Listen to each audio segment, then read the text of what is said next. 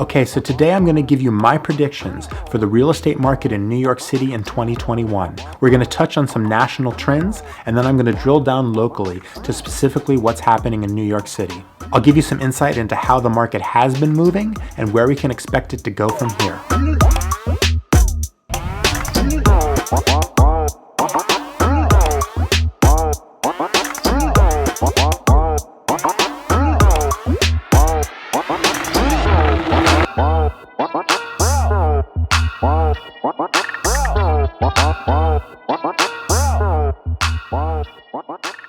Before we get into it, guys, please do me a favor and press the subscribe button right there and press that notification bell. I'm putting out new content all the time. Help me with the algorithm and help me reach new viewers. Don't forget to like this video and leave a comment or question if you have one below. Thanks a lot, guys. Okay, let's get into it. First, we'll talk about some broad national trends.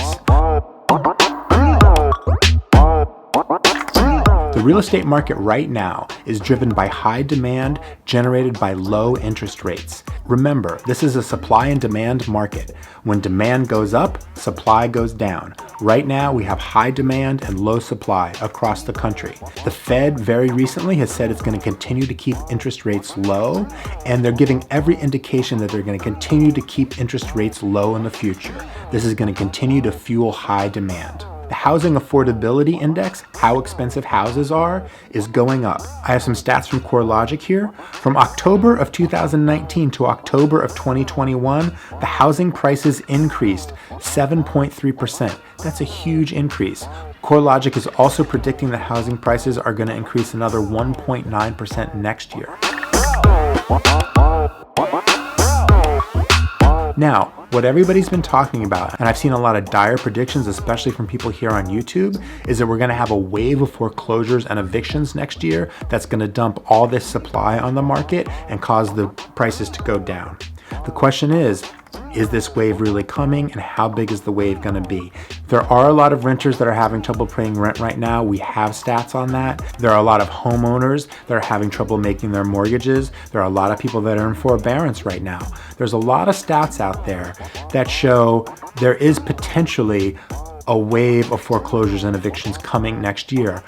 Now, currently, the CDC has an eviction moratorium nationwide that's in effect till December 30th, 2020. Now, the FHA also has a foreclosure moratorium, which they've recently extended until January 30th of 2021. Now, this is the fourth time they've extended it, and they say they will continue to monitor it.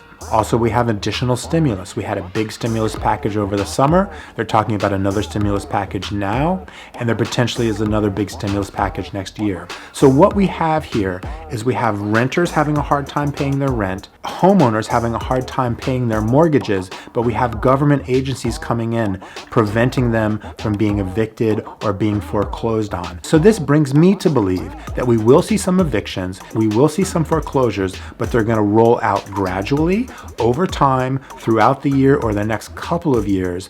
Not all of these properties are going to hit the market at the same time, and government agencies are going to step in with eviction moratoriums, foreclosure moratoriums, and additional stimulus packages that are going to soften the blow from all of this.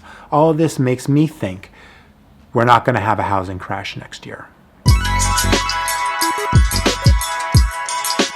So now let's look more at some local trends here in New York City. New York City was already in corrective territory before the pandemic hit. After a really rapid increase in home values over the last decade, prices had started to level off already pre-pandemic. Factors that were contributing to this were changes in state and local tax laws that affected the high end of the market, and also, quite frankly, there's been overbuilding in the new development sector. So all of these factors already caused a softening of the market. Basically, the market was due for a correction.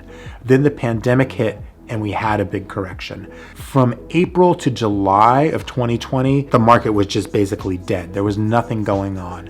Then, as soon as the lockdown was lifted, we did see a surge of pent-up demand with a lot of sales happening, especially in certain markets outside of Manhattan, lower priced markets. There almost seems to be a two-tiered market right now where the over $2 million properties are really having a lot of problem and a lot of slowdown, and under 2 million, specifically outside of Manhattan, are doing quite well. So we've seen really an uneven market in New York City. For example, single-family homes in Brooklyn in November of 2020, this is according to the Elliman report, single-family homes in November of 2020 in Brooklyn rose 292% over a year ago. I mean, that's a massive spike in townhouses in Brooklyn. Let's talk about Queens specifically. In the Modern Spaces quarterly Q3 report for Queens, we see in contract unit volume 86% quarterly increase, closed price 12% yearly decrease, on the market volume 189% quarterly increase. So it's a mixed message. Demand is up some places and down others. Prices generally are down across the board. When you distill all this together, basically, New York City became a buyer's market in 2020 for the first time in decades. So my predictions for near-term New York City is New York City's going through a repricing phase with the smart money coming in right away and snapping up some bargains. In the longer term, June 26, 2021 is primary day in New York City. Who will lead the city in the next 4 years will have a huge impact on the real estate market. Will we continue to see pro-renter and developer hostile legislation coming out of City Hall?